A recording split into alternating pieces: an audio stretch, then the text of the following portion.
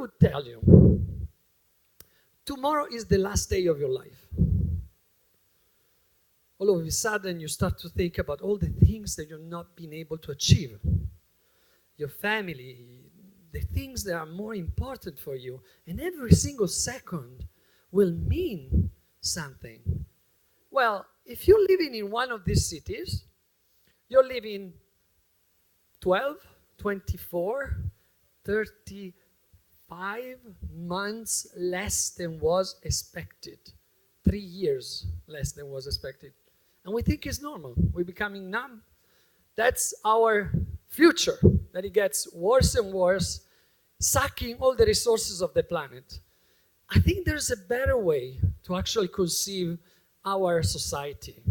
And some of it has to do with the job that I started to do with my co-founder in 2013, because we thought that there's a better way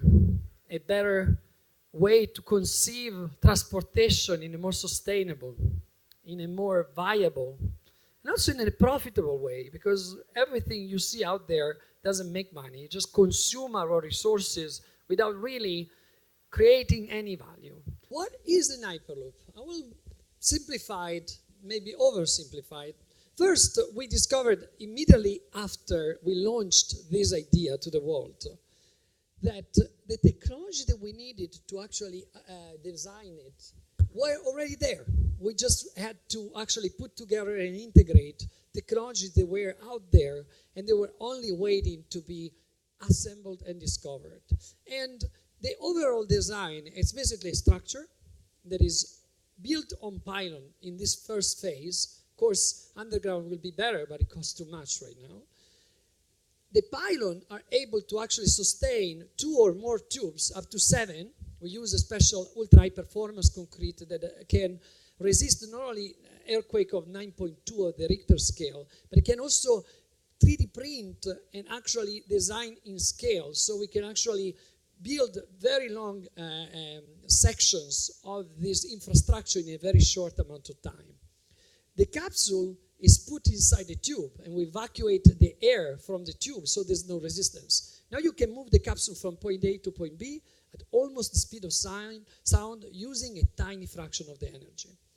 This is the overall concept. So efficiency is the key word when we are talking about the Hyperloop. Everybody's talking about speed. It's very cool, but that's not the point.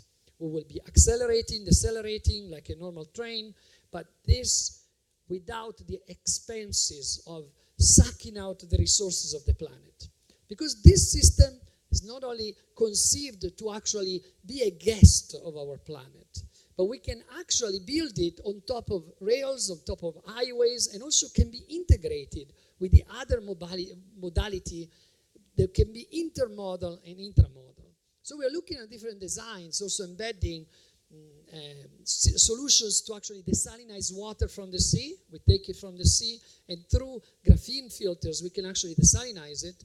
We can embed high bandwidth inside the same infrastructure, and we can also diffuse 5G signals in the same infrastructure.